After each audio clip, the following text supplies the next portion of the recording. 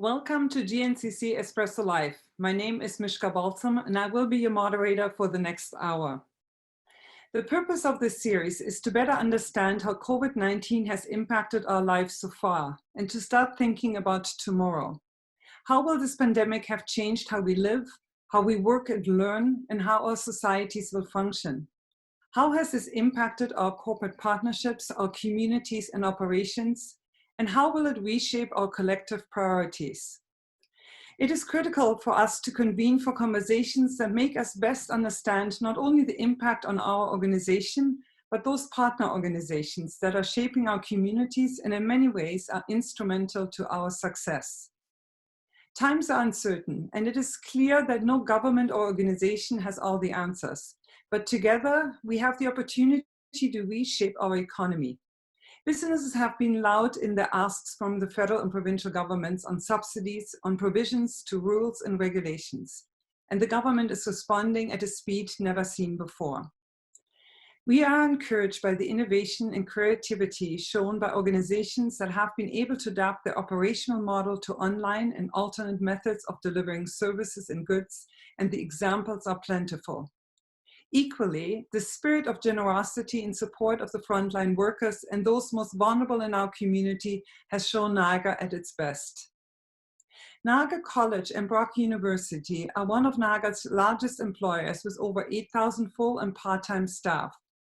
Their respective annual economic impact is significant when taking into consideration capital and operational expenditures, student spending, full and part-time staffing, and more. A 2018 study estimated Brock's impact at around $500 million. Both institutions are conducting outstanding work in shaping our economy and communities, both as catalysts and partners to Niagara. And we are very fortunate to be joined this morning by Sean Kennedy, President of Niagara College, and Dr. Gervan Fearon, President and Vice-Chancellor of Brock University. Gentlemen, thank you very much for being with us this morning. And to all the participants, thank you for tuning in with us this morning. We want to encourage interaction. And if you have questions, there are two options for you.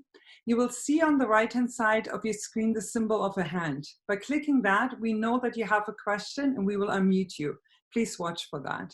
And the second option is called a chat. There's a chat window. It's a field where you can type in the question.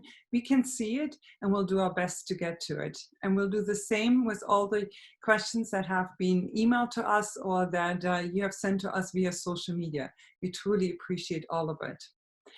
So let's get started.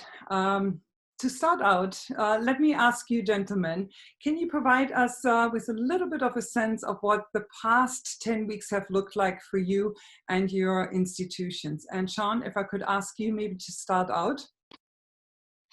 Sure. Well, Mishka, thank you very much. And also I want to just say what a pleasure it is to be on this webinar with my close colleague, Gervan. I think the fact that both post-secondary institutions in Niagara are doing this jointly speaks volumes about our working relationship and of the importance to the Niagara region of both higher education institutes working together. I guess I would start with a slight bit of humor.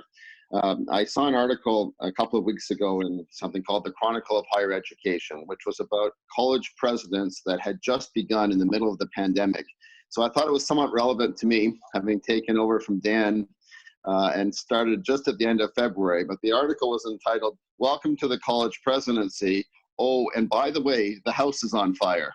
And it has felt a little bit like that. Certainly, it's been a very, very challenging time.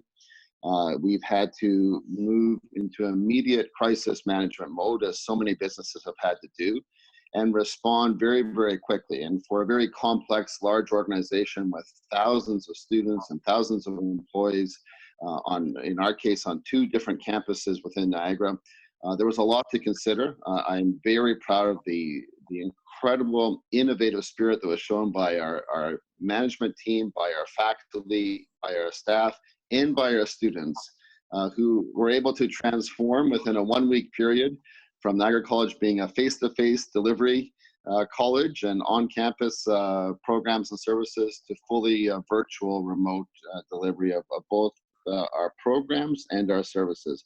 But it has been extremely challenging.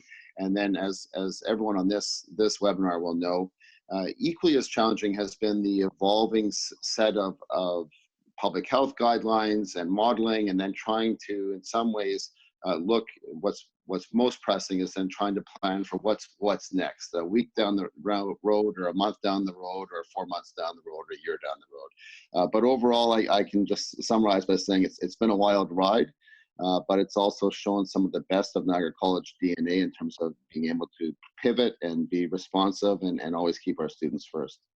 I really appreciate that. And yes, you're right. You are so brand new in this position, and that is tremendous. And Gervan, what about your institution, Brock University? Thank you very much. And first, I'd just like to congratulate GNCC on this event. And I think it's a wonderful way to bring partners together right across the entire region and to serve your members. And I'm also so honored to be on with the president of Niagara College, Sean. And again, to his words, it's important for both post-secondary educational institutions to be working together. And this is a demonstration of the way that we can serve the entire Niagara region together. About the last 10 weeks, well, we started our planning in late January, early February on our pandemic response team. And that meant that we started to ask ourselves what might be some of the implications.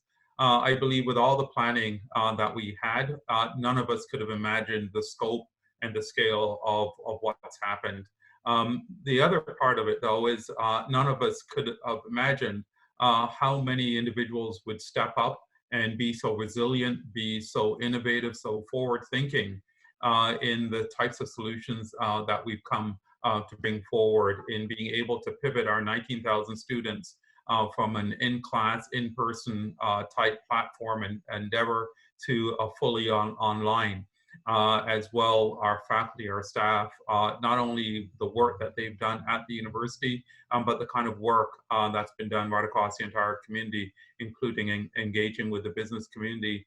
I would also say that it's also been a time of hopefulness and a time that we've been able to ask ourselves, what are some of the lessons learned through this time period that we'd like to use into the future, not only for the university, but also for the business community and for the entire competitiveness of the region. It's also been a time of Niagara College and Brock moving closer together and being able to stand back and meet regularly to ask, how can we work together in benefit of the entire region. So it's been both a challenging period, but quite an uplifting one as well.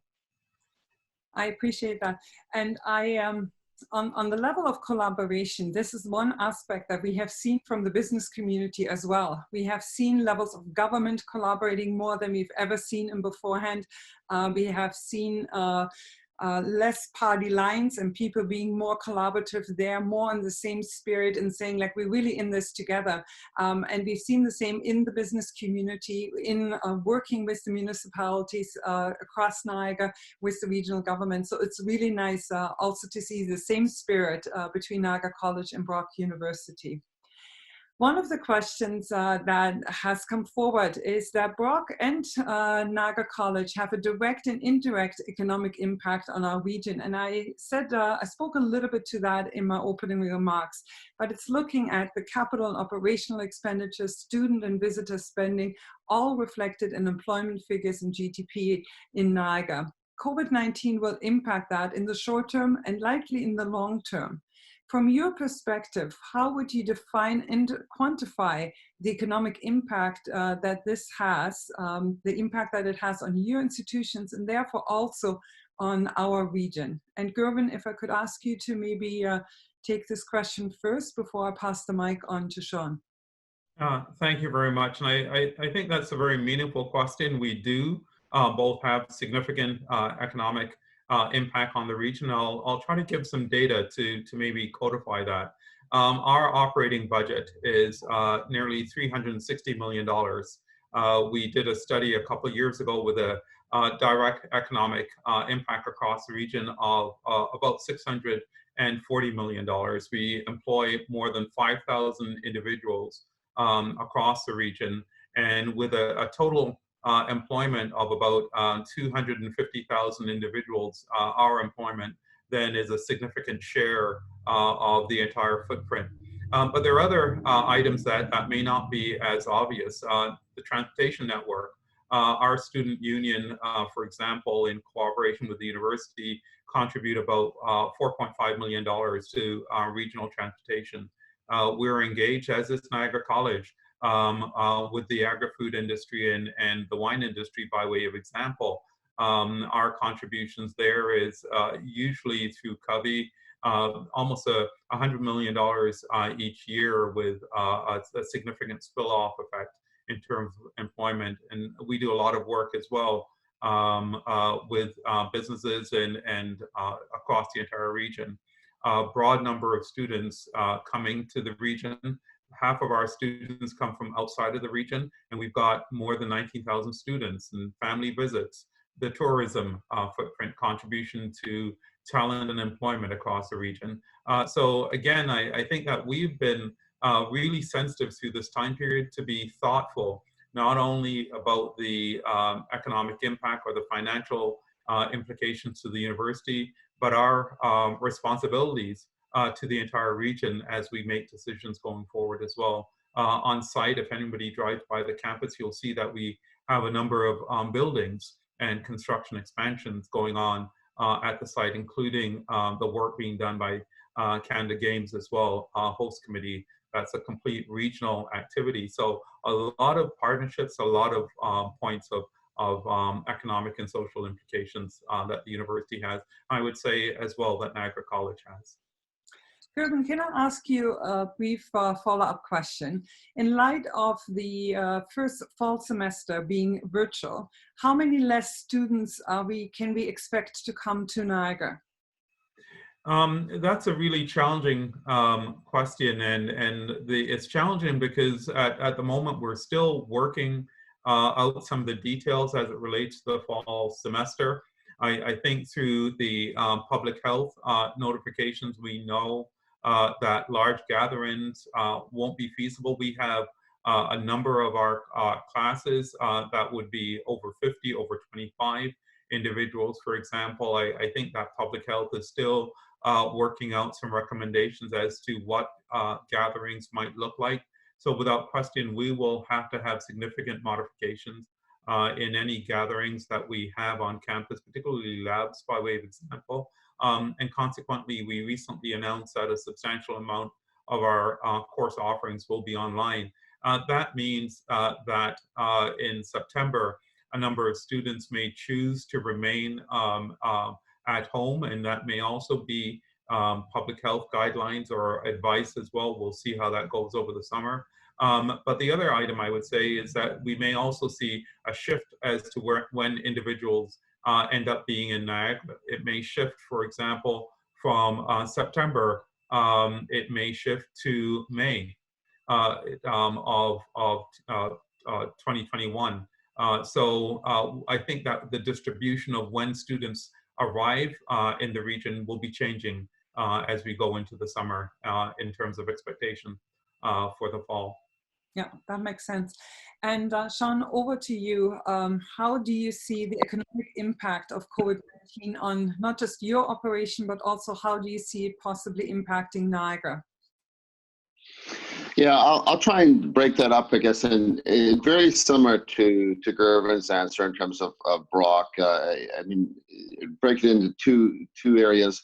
First of all, as a direct employer, I think it's important that for both the college and Brock, I mean, we are very large employers within the region, and we want to continue to be very strong employers within the region. But certainly, we are looking at the impact of a decline in enrollments in the short term, but keeping our eye on the ball in terms of longer term. We expect a real rebound and very strong enrollments.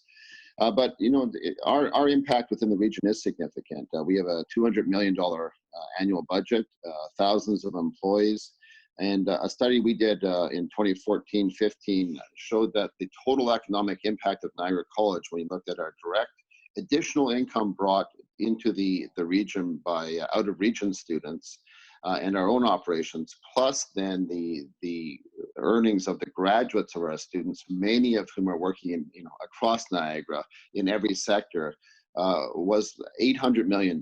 So it's very significant, and we want to ensure that we do everything we can to continue to both be a strong employer, but also to, when I look at kind of both components of this question, to continue to be directly connected through our 100 different programs that reflect the employment needs of every sector of Niagara, from the wine region to hospitality and tourism to health to technology to advanced manufacturing. And we have program advisory committees that are made up of employers to guide our curriculum, our programming, and to ensure that we have Monday morning ready graduates. So we need to make sure that we continue to do that, be closely connected to the employers within the region, so that when Niagara starts to rebound, the skilled workforce that's required is there for future economic success. Very good.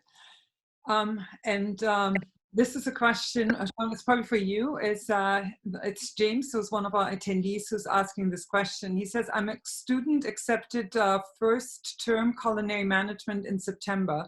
How do you see a very hands-on course like this shifting to online or virtual delivery? And I think it's a very good question for probably many of the classes that Niagara College is offering. Over to you.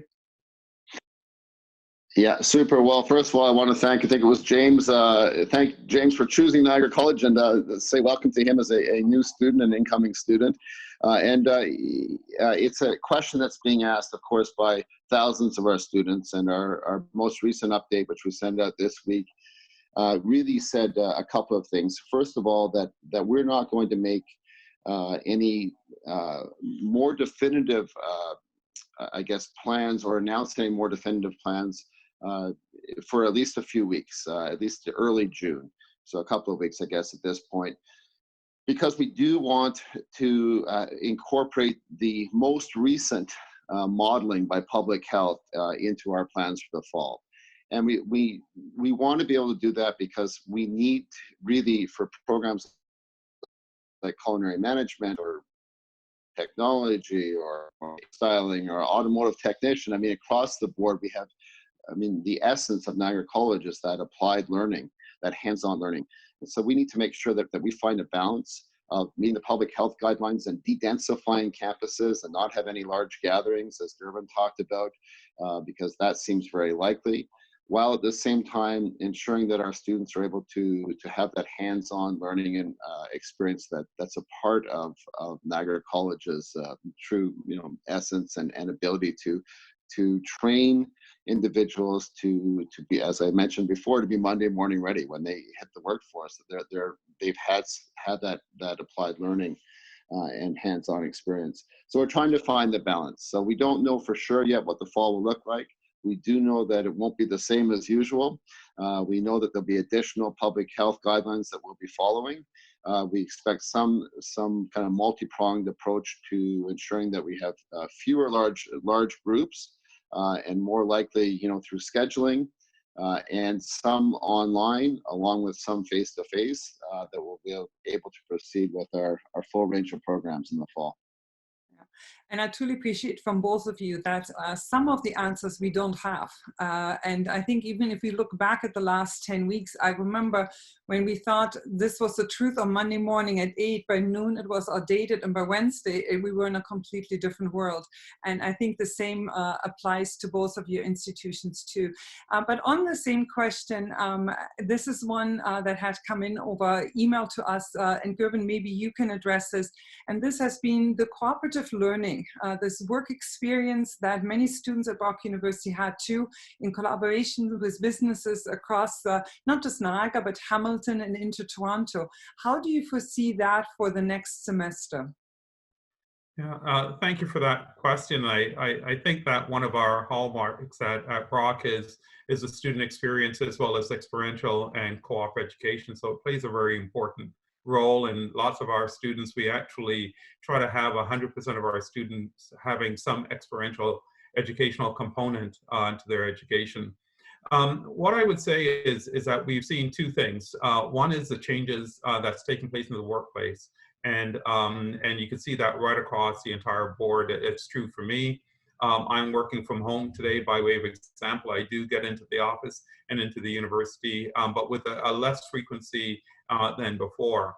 That means that many of the students that may have placements with offices and different workplaces are now working as well from home in those workplaces and making a contribution to the productivity and the outcomes of different workplaces. So in some senses, co-op education and workplace education has actually evolved with some of the evolution that's taking place.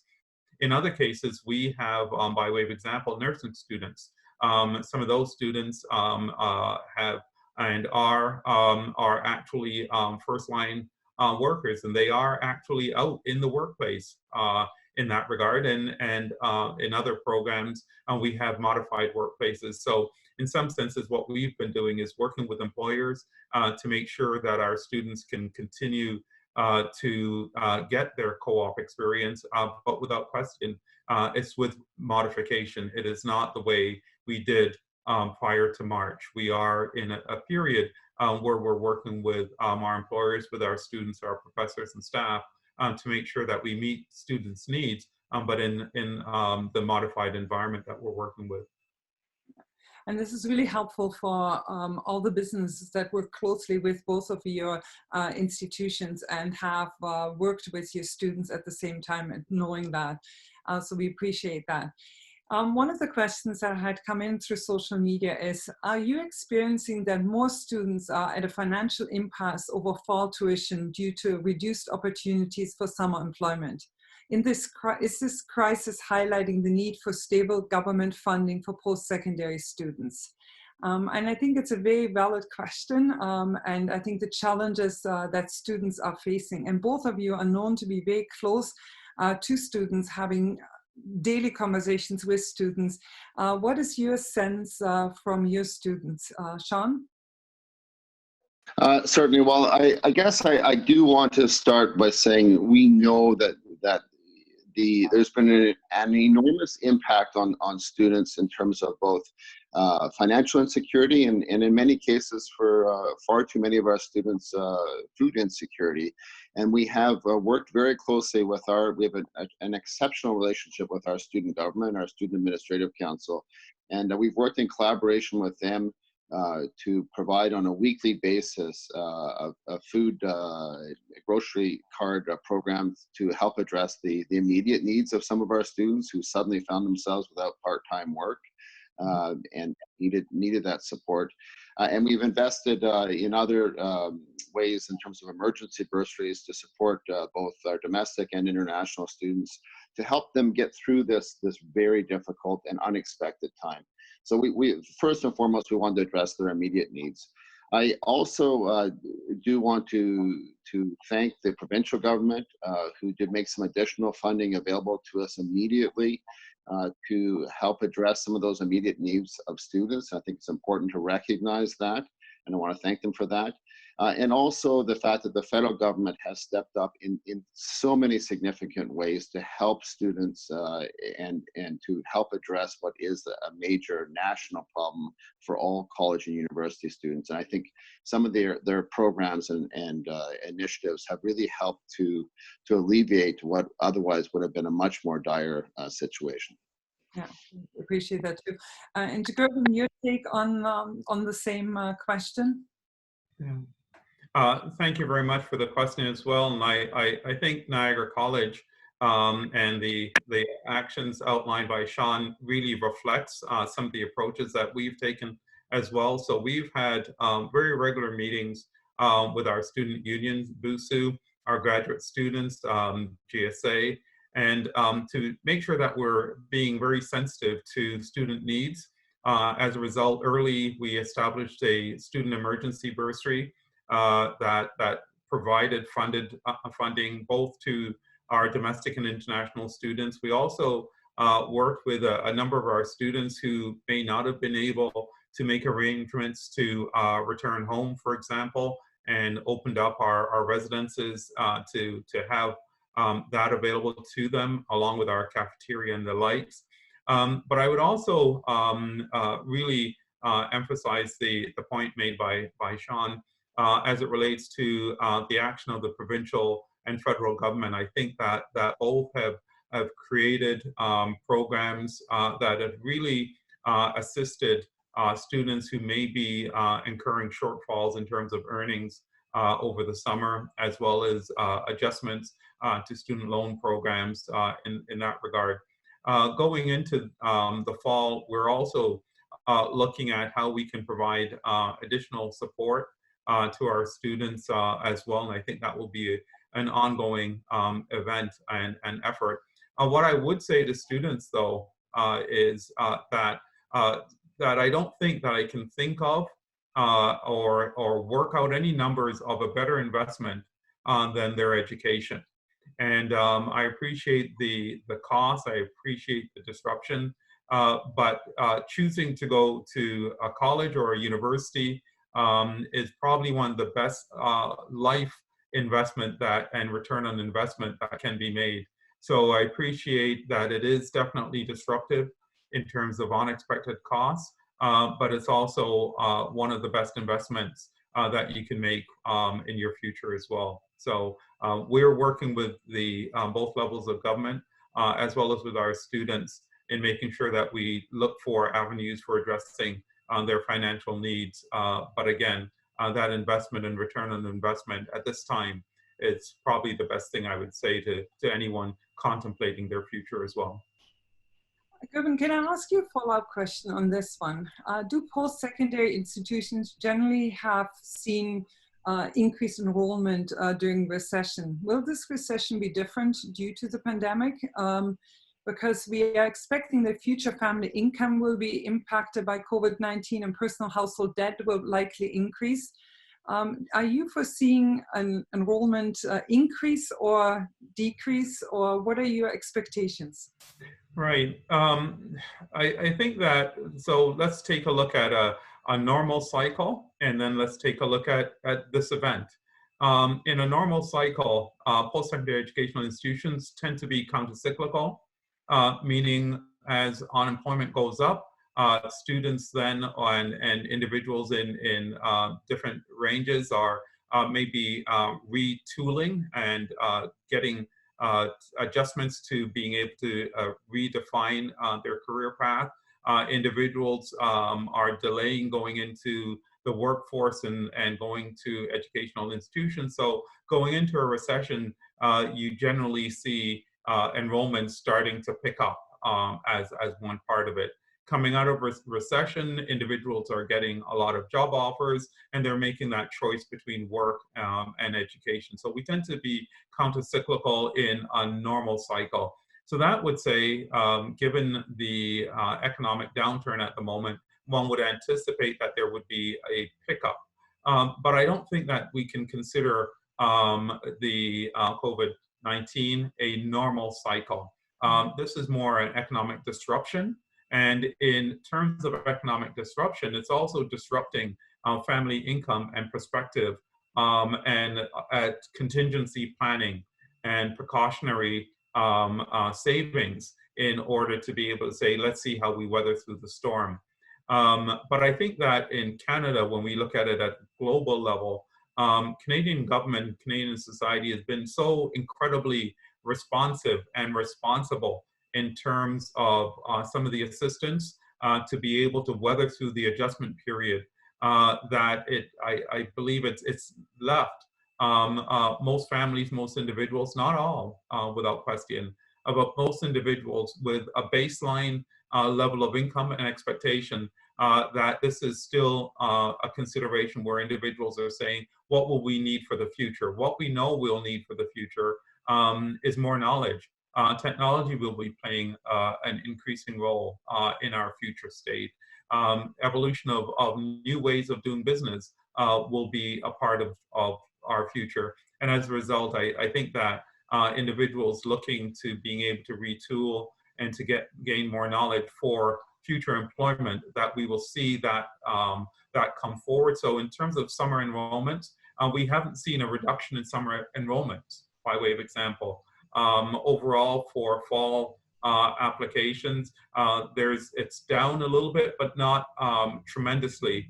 The big item is really on mobility. We have nearly 50% of our students come to Brock from outside of the region. We have about 12% of our students are international students. So it's on the mobility piece that will be particularly concerning during this time period. No, I appreciate that. Sean, actually on the same question too, is your expectations when it comes to enrollment, and just because Gervan mentioned international students, Niagara College, actually all post-secondary institutions across Canada rely on them. Can you give us an idea of what you expected in the, looking at fall, looking at 2021, giving us a sense of that aspect of it? Yeah, thank you, Mishka. That's maybe the most challenging question to answer. There's so many unknowns. And I think we have students at Niagara College that come to us to study across all of our programs from over 90 countries. So it has become a significant part of our student enrollment. It, of course, is of huge economic benefit to the Niagara region, and goes back to your earlier question. And it's hard to know the impact of the current restrictions in the short term. I do think that in the long term, it goes back to your question, both around the counter-cyclical cycle around enrollment demand for post-secondary relative to the economic cycle, that there will be increased demand from domestic students and international students too, but particularly domestic students, that we will see a bump in enrollment and demand. And I'm hopeful that there will be some government support to help Canadian workers that may have been laid off or that are unemployed to be able to access post-secondary to offset some of the costs, and particularly if a program like that, and there was one called the Second Career Program that was in effect a few years ago through the last recession. A program like that would, I think, give us a bump in enrollment, but it may not happen until winter or next spring. I'm expecting really by next fall of 2021, we'll have very strong demand, both from domestic and from international students, and that there'll be a return to that broad spectrum of students that we have, and very strong enrollment demand. In the more immediate term for this fall, I think it's really challenging to know what the impact will be, because it really rests on so many variables. And it could be that certain regions of the world will have students be able to attend in person, and other regions there'll still be travel restrictions. We just don't know.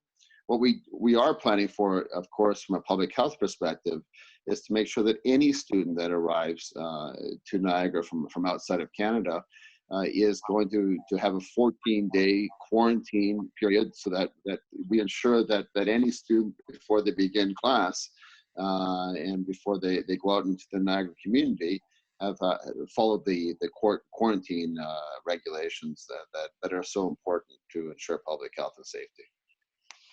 I really appreciate that. Before we get into some of the questions from our attendees, which are very good, Sean, this might be a follow-up question geared directly to you. Niagara College has been very responsive to the needs of the region. When I take a look at your culinary program, cannabis, wine, beer, spirits, hospitality, all of those sectors, it is assumed that this global pandemic will change our workforce, and that people will need to develop different skills to stay competitive. How will this impact your programs? And do you anticipate that certain sectors will go through some significant modernization? In many cases, people are speaking about the healthcare aspect of it going through significant modernization. Manufacturing, to some degree, we're looking at. Packaging is being considered that. Transportation in many ways too. But can you give me like your entrepreneurial spirit when that has been alive in Niagara College and at Brock University? But I could ask you this maybe first before passing the mic on to Gervan on this one. Yeah, absolutely. Thank you for the question. I think that you reflected in your question, Mishka, a number of sectors that we're very well known for, things like hospitality and tourism, and food, beer, and wine. And those sectors, I think there may be some adjustments in the short term. We know there may be some downturn economically, but we also have an exceptionally strong set of applied health programs And we know that the demand for personal support workers or practical nurses or any of the allied health professionals that we train, paramedics, I mean, that are part of the Niagara workforce and the health system within Niagara, will continue to be as important and more important than ever. And so we expect to increase training, working with our health partners in those sectors. And then in areas like manufacturing, and through our, as I think many people may know, I'm very proud of the fact that through our Walker Advanced Manufacturing and Innovation Center, we have been able to supply what I think is the number now is close to 20,000 medical face shields to Niagara Health and some of the health providers across Niagara to meet that incredibly important demand for personal protective equipment. And we were able to do that because we have the facilities, we have that manufacturing, advanced manufacturing research and development arm of the college. And we work very closely with the Niagara Industrial Association through applied research to help our local manufacturers be more productive, more competitive, and help them initiate different advances in their own processes. And so I think there's an opportunity in the manufacturing sector really of Niagara for further growth, and we look forward to working with manufacturers, particularly because we know that there's going to be a new focus on ensuring Canadian-made products, that the supply chain for so many products needs to be, I think, have a higher level of certainty, and many things at different points in that supply chain need to be made in Canada, and Niagara has an exceptional opportunity, I think, to tap into that. That's absolutely right. And that leads actually directly into a question that we had from another listener this morning, who actually also talked about, is this the end of globalization? Are we focusing more on manufacturing closer to home? And how will that impact the programs that you're offering? And Gervan, the same question over to you. Yeah, thank you very much. And I think that there is a sense of manufacturing and activities being closer to home. But as we take a look across our programs, so from our nursing program, our teacher education program, all across our business program, all across our programs, I think that there will be modifications to the idea of how do we meet local needs. But at Brock University, we have a level 3 lab, for example, our chemistry department, our biology department.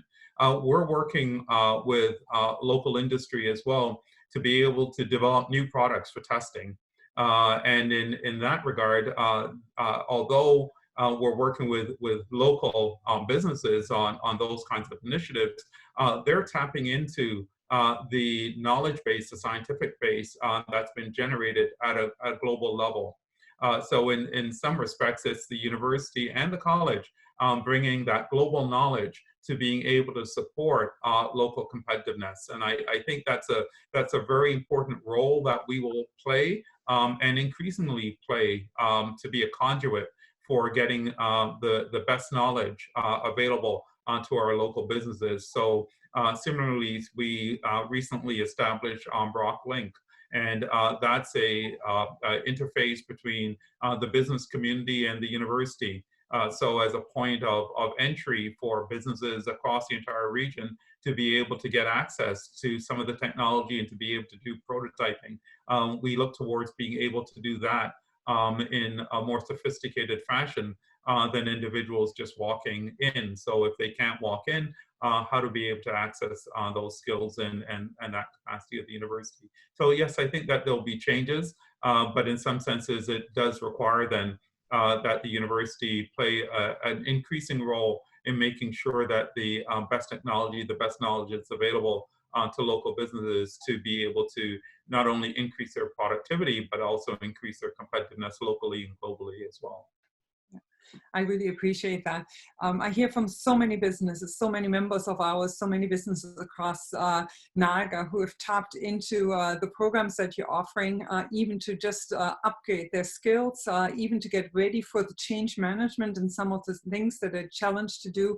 E-commerce is a big aspect of it now. How do we move forward on that end of it? We notice more business not being as prepared probably for it. So I see that there is a great number of opportunities there that will not only increase the efficiency within a business, which we've often focused on, but will make business more resilient, which is something that we probably have taken our eyes off.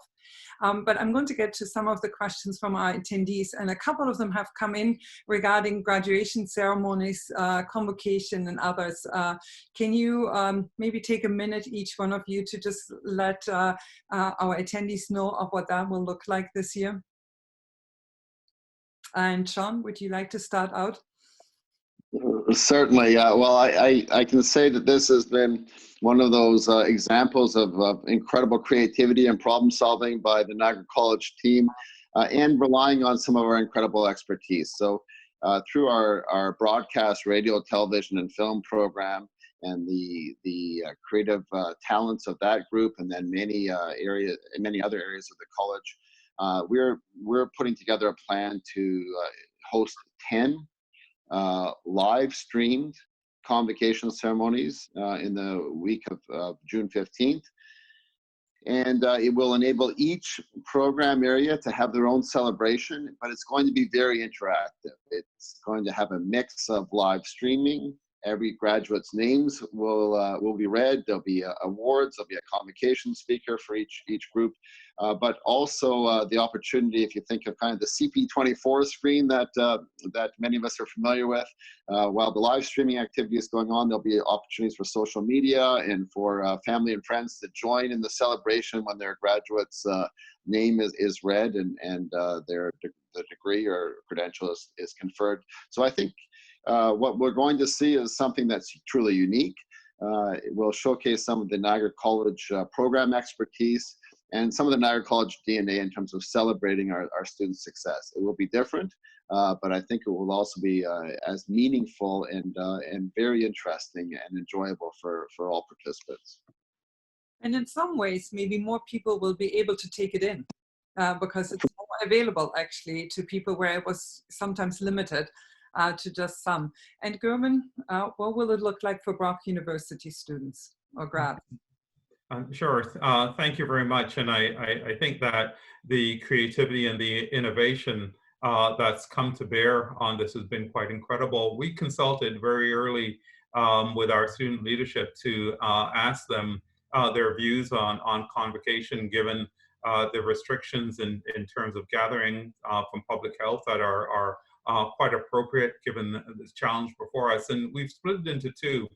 What we have then is that we'll do a virtual convocation that will be at the regular time period, which is often in the second week of June, and we'll be engaging, interactive, and the likes, a number of speakers as well, and try to make it something that is a keepsake, something that they'll want to cherish and keep into the future. But we've also committed to have a in-person event that will be, of course, modified when public health permits that. So that may mean it may be a matter of months, it may be at some deferred time into the future. But our students very much wanted to be able to have a moment to thank faculty and staff in person, and to be able to have some engagement sometime in the future. So we've committed to that future event as well to augment the virtual convocation that we'll be having in June. Perfect. Thank you very much. And just while I'm watching the chats and the comments coming in during our conversation, there's quite a few of your students who've actually said how much they appreciate to being able to direct any questions directly at you. So it's nice to hear. This is a question from Bernie. Most of our assumptions are based on current economic models. Do you have any expectations of those models undergoing fundamental changes? Gervan, maybe I'll start out with you. It might be useful just for those listening on to know my PhD is in economics from Western, and I have an accounting designation. So this is almost a comprehensive exam question being asked. I think at one level, what's been amazing is the evolution in economic models over the last 20 years. I think some of the traditional models, the Keynesian framework, or the role of government in stabilizing the economy, we've seen that take place. We've seen the Bank of Canada step up. There's a new governor announced, step in to be able to make sure that there's liquidity in the system and that there's funding available to businesses and as well as to households. So I think in that regard, we can see some classical application of economic theory. But there's been a lot of evolution in economic theory in the last 20 years, and part of that is around human capital, talent. And the economic growth that we saw throughout the last 10, 20 years has been really a technology, a skills, knowledge driven context where knowledge allows us to solve problems and allows us to have more productive and competitive workplaces. And in that sense, even more than before, the role of post-secondary educational institutions and the ability of individuals to access and retrain will be a more significant part going into the future in a way that some of the new economic models would have predicted, but our old policies would have not necessarily have enforced at such an incredible pace. So in that sense, I actually have a lot of confidence in the application of the old models, but some new ways of thinking about innovation and the collaboration. I think this is a classic example. The business community collaborating with post-secondary, I think that is a part of the new future of the economy as well. And it's been interesting in history to see when we have had significant events, it has often led to significant changes in many areas and even in the priorities that we're setting. Sean, on the same question over to you, but there's also Rahul who's with us today, one of our attendees, who's also asking what impact all of this will have on our regional economies. Yeah. Well, great. I think a great question. I'll just pick up on where Gervan left off. I mean, I think that there will be some fundamental shifts in terms of how people work, and I think there'll be some positives there, but also the types of sectors where there'll be growth and where there's opportunities for Niagara. And I think about some key areas where I think we're well positioned, and certainly it's something that Niagara College is looking at in developing future programming. The first is to build off our strong suite of environmental programs, and I think the government of Canada has continued to say that their two priorities right now are responding to COVID-19, but not to forget the environmental crisis that we find ourselves in. And so we're looking, I think the future may be more focused on health and wellness sectors, clearly, which we're going to start to pay even more attention to and build off of some of our areas of strength there, working with local partners. Secondly, the environmental suite of programs and the environmental sector, I think, continues to provide there's such a critical need for it, and it provides great opportunities for the Niagara region. And thirdly, we are so well positioned geographically. We have such a high standard of living. It's such a desirable region that if we can enable Niagara businesses, and we're working as a college with those businesses to help support the transformation to more of an e-commerce digital economy that will enable people to live in the beautiful Niagara region, but work anywhere in the world. And if we can and enable our local businesses to be very competitive around e-commerce, I think those are the three areas: that health and wellness, green technologies and environmental, and then digital commerce are three areas that I think will see some transformation economically in terms of the future, and I think I'm very excited for Niagara in looking at all three of those. Yeah, and I agree with you. I think there's been a lot of predictions right now that actually small to mid-sized towns closely located to bigger cities actually will do quite well, that a lot of people will choose that to live where they consciously will choose where to live because they don't have to live close to where they work. And I think that's something that is, it's a welcome trend, I think, by many. If online learning in post-secondary institutions is here to stay, what will be the competitive advantage of any institution? And how will it impact? Questions have come forward on future tuitions. And will it shift your focus maybe from brick and mortar investments to other investments? So when you look down the road, what will it look like? Sean, if I can ask you that first, and then we'll pass it on to Gervan.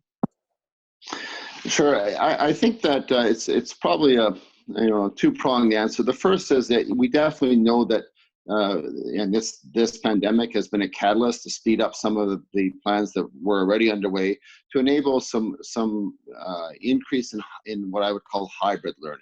I think that the balance is what is going to be our competitive advantage, to find the right balance of high quality virtual, often more theoretical but interactive application of theory classes, and to enable students to learn from the comfort of their own home and maybe at different times of the day to provide more flexibility, but coupled with the smaller group, high-tech equipment, on-campus, hands-on learning. And I think it's going to be that combination that will enable us to serve our students well and serve the future employers of our graduates well.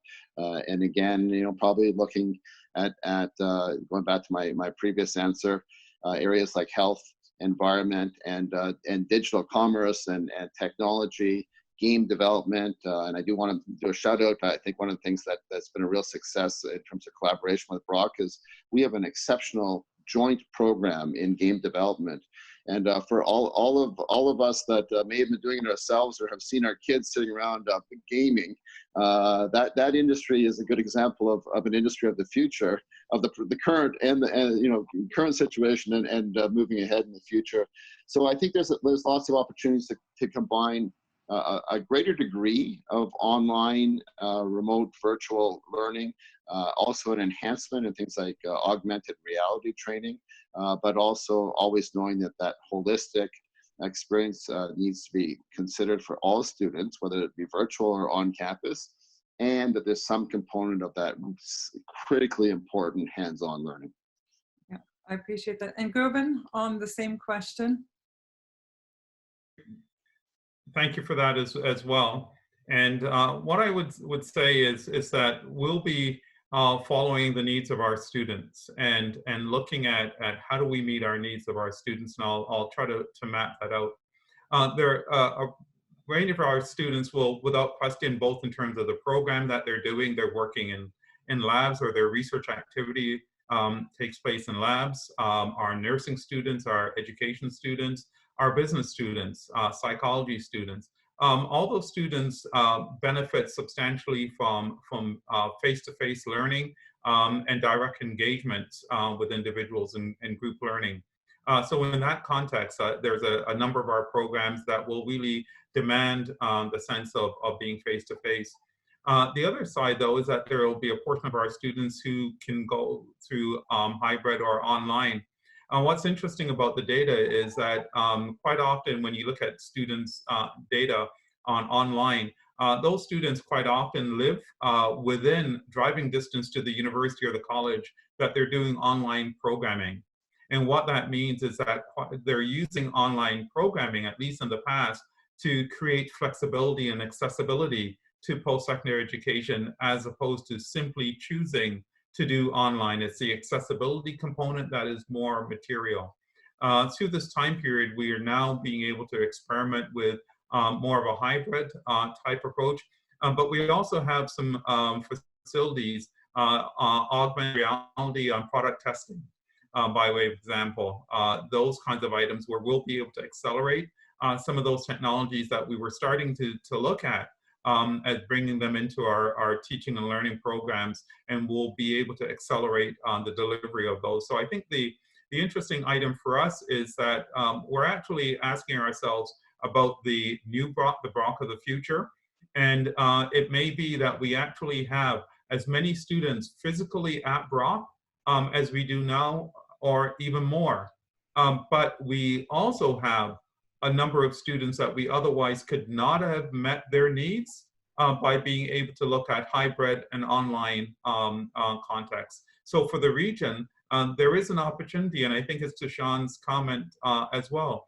It's an opportunity to look at the strengths of the region as a new place to live and work from, but it's also to look at it as an opportunity to be able to not only meet the needs of students who will want our programming to be in person, but now to meet the needs of students who otherwise could not have accessed our in-person by online and hybrid programming. And I hope that both institutions, that both of us then will be able to work with employers to take a look at how we can assist in some of the reskilling and training of your employees who may not be able to come in to our programs during the day, but through hybrid and online programming, that we can actually help get you the talent that you need and get the skill sets that you need into the future as well. I appreciate that. I'm conscious of the time. We are 4 minutes before 11 o'clock, and we always end the webinars with closing comments from both of you. But I was wondering if you can address in your closing comments one particular question, and that is towards the importance that and the success of both of your institutions have been based on not just the staff, the programs and everything else, but it's also the engagement and encouraging the engagement from student to student, because it is so critical that people and students develop a loyalty and say, like, I'm a Brock grad, I'm a Niagara College student. That level of being part of a sports team, being part of a club here, being and aspects of it that in the next foreseeable future, short-term future, will be harder to replicate. And I was wondering if in your closing comments, because this is one of the questions that has come in, haven't been able to get to, but if you could address to how can universities and colleges support that students to student interaction so that people have the sense of community, a Brock community, Niagara College community. Maybe Sean, if you want to take it first, thank you. Sure. I'll just close on looking at two fronts. Mishka, first of all, before I talk about encouraging our student connectivity, I want to just again do a shout out to the importance that we place on connecting with our business community. And we have, through consultation with yourself and with Colleen as chair of the GNCC board, we've put together some webinars, and the first one is free. It's next Tuesday to help any GNCC members look at that transformation to e-commerce. And we have then other webinars coming up in digital marketing and in addressing health and safety concerns related to COVID-19. So I just want to make sure that GNCC members are aware of that, and it's part of our commitment as the college to continue to work closely to support our employers across the region. In terms of student and student connectivity, we have been incredibly creative working with our Student Administrative Council to find virtual ways for students to connect. Everything from virtual karaoke's through our health and wellness areas, doing yoga sessions, and ensuring that students have different ways to have some of the fun elements of going to college and finding ways of making friends and trying something new. We have been very creative across a broad spectrum of activities to enable that virtual set of connections. Having said that, it's not the same as the in-person, and we look forward to having some ability to continue some of the virtual connection activities, but to also have some opportunities for some in-person interactions down the road. Thank you. Gervan, closing comments and related maybe even to student interaction. Yeah, thank you. I think that the data shows that student connectedness and sense of engagement in student life on campus is a really important component to their overall university experience, their post-secondary educational experience, as well as their success. A lot of individuals will find business partners, life partners, friends through their activity on campus. So it's a very, very important part of the educational experience. We have moved a lot of that engagement to online and in collaboration with our student union and graduate student association. Our mental health supports and our registration advisement services are now all online.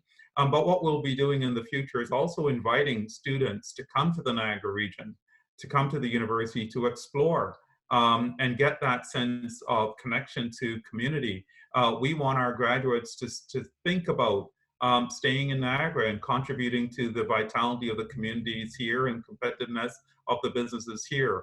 So working with you has been a very important component of how we look towards connecting our students to the entire community as well. At the university, just as a broader comment, without question, we view ourselves as community partners and as part of the asset of the competitiveness of the entire region. Some of the changes happening in the workforce means that individuals will be exploring where they want to live.